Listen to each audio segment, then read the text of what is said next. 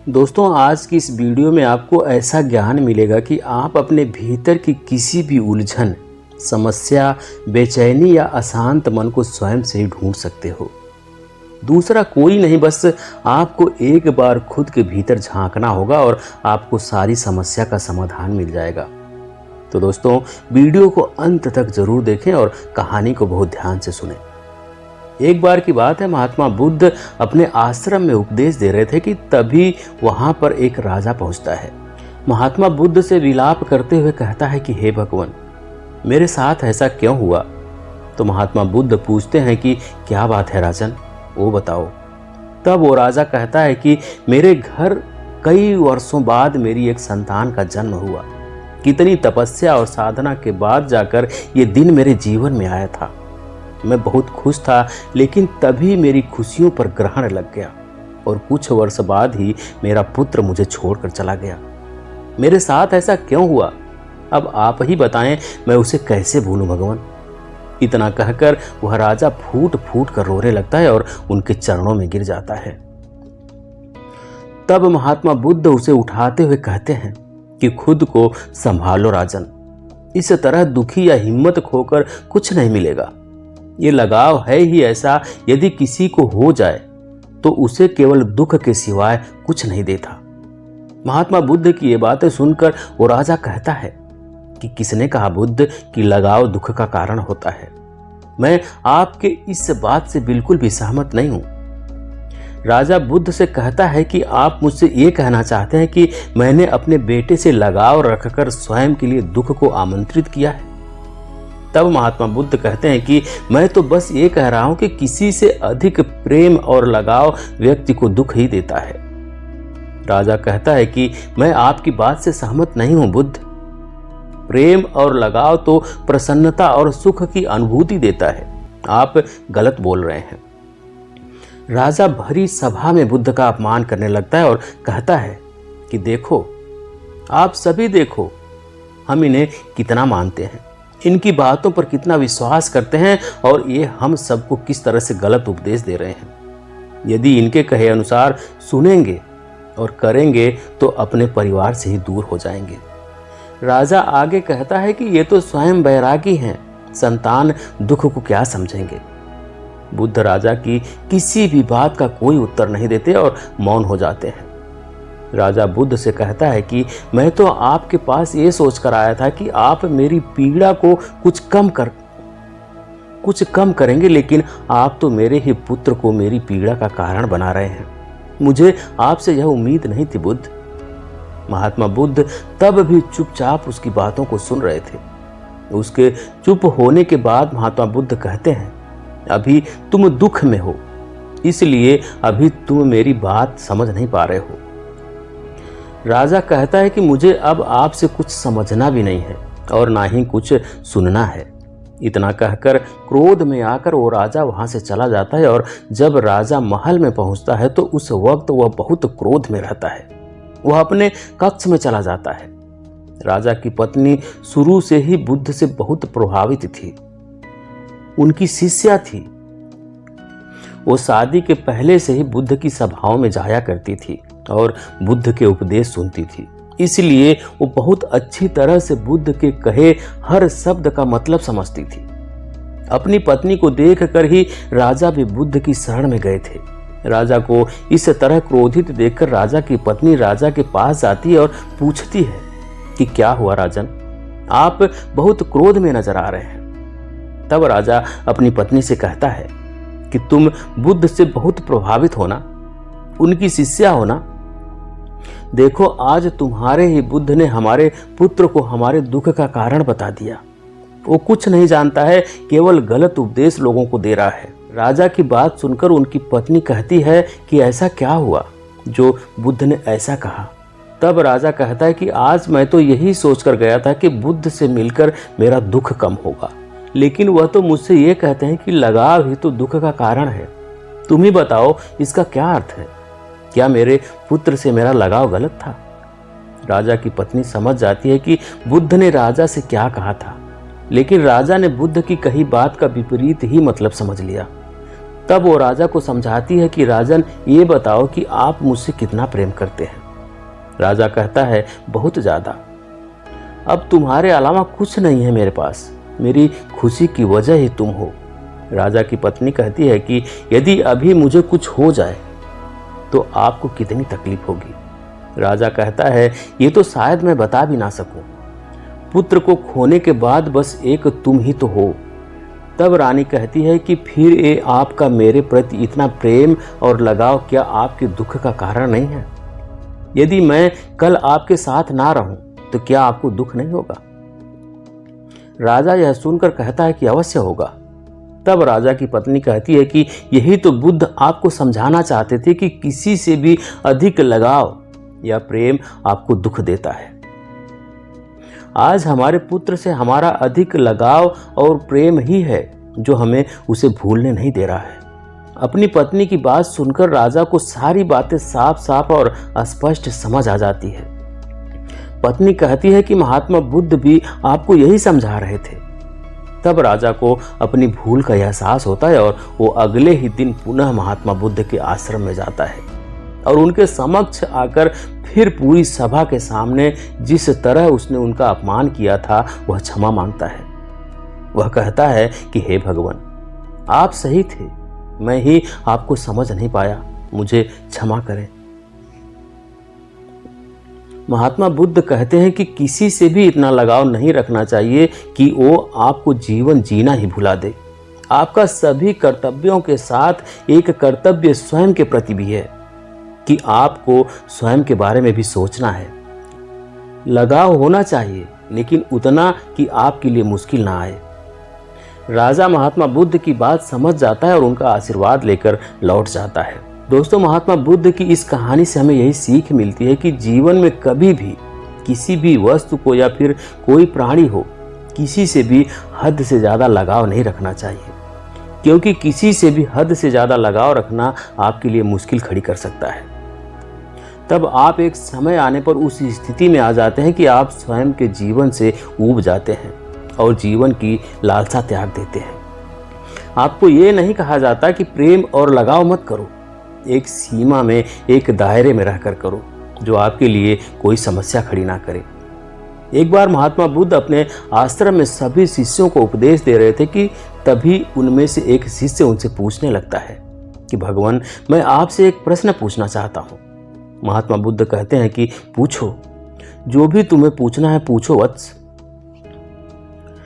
तब वह शिष्य महात्मा बुद्ध से पूछता है कि हे भगवान, व्यक्ति कैसे स्वयं के भीतर हो रही हलचल और अशांति को दूर करके शांति का अनुभव कर सकता है? क्या कोई दूसरा इसमें हमारी मदद कर सकता है? तब महात्मा बुद्ध अपने शिष्य से कहते हैं कि तुमने प्रश्न तो बहुत सही पूछा वत्स, लेकिन तुम्हारे इस प्रश्न के उत्तर के लिए मैं तुम्हें एक कहानी सुनाता हूँ और इसे सुनने के बाद तुम सभी को तुम्हारे इससे जुड़े सभी प्रश्नों का उत्तर स्वयं ही मिल जाएगा। बहुत समय पहले की बात है, एक नगर में एक राजा रहता था और उसके पास बहुत सारा धन था। सोने चांदी से उसका घर भरा रहता था, किसी चीज की कोई कमी नहीं थी। वो राजा ऐशो आराम की जिंदगी जी रहा था, लेकिन सब कुछ होते हुए भी राजा अशांत था। उसका मन स्थिर नहीं था, वो नाखुश था। वो अपने इसी अशांत मन के कारण अपने प्रजा पर भी ध्यान नहीं दे रहा था। धीरे धीरे समय आगे बढ़ता गया, राजा का मन इसी तरह अशांत रहने लगा। वो सभा में भी ध्यान नहीं देता था। पूरे नगर में एक समय आने पर ये बात फैल गई कि राजा का ध्यान राज दरबार में नहीं है, वो अपनी ही दुनिया में खोया हुआ है। जब ये बात राजा के मंत्री को पता चली, तब उसने राजा को बहुत समझाया कि वो अपनी सत्ता पर ध्यान दे, वरना सब उसके विरुद्ध हो जाएंगे। तब राजा कहता है कि मैं चाहता तो हूँ कि मैं अपने राजकाज में व्यस्त रहूं, लेकिन मेरा मन उस तरफ नहीं जाता है, हमेशा बेचैन रहता है। राजा की बात सुनकर मंत्री कहता है कि यदि आप भीतर से इतने ही उदास और परेशान हैं, आपका मन बेचैन है, तो मैं आपको इसका एक उपाय बताता हूँ, ये जरूर काम करेगा। राजा पूछता है, कैसा उपाय? तब मंत्री कहता है, नगर के ही जंगल में दूर एक सन्यासी अपनी कुटिया बनाकर रहते हैं। वो बहुत ही विद्वान है, दूर दूर से लोग उनके पास अपनी समस्या के हल के लिए आते हैं।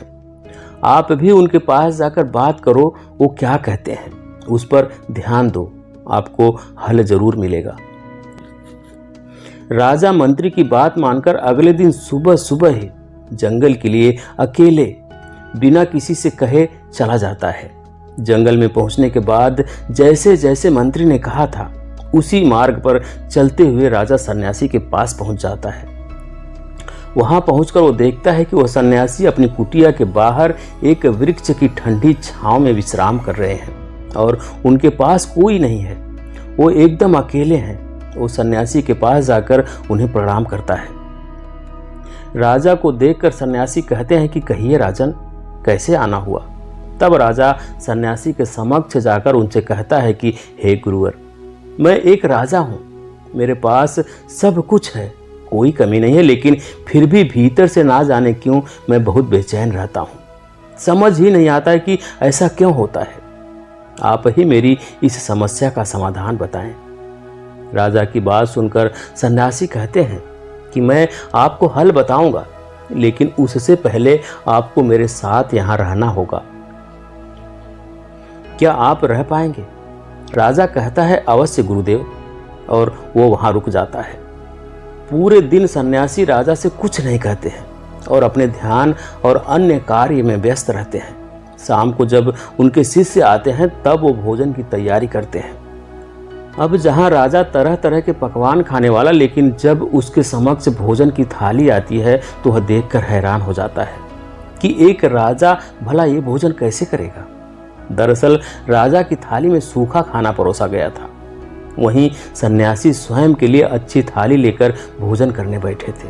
राजा को यह देखकर अच्छा नहीं लगता है और वो कुछ ना कहकर थोड़ा सा खाकर छोड़ देता है। अगले दिन सुबह सुबह ही राजा उठकर टहल रहा होता है तो देखता है कि सभी शिष्य और सन्यासी अपने कार्य में व्यस्त हैं।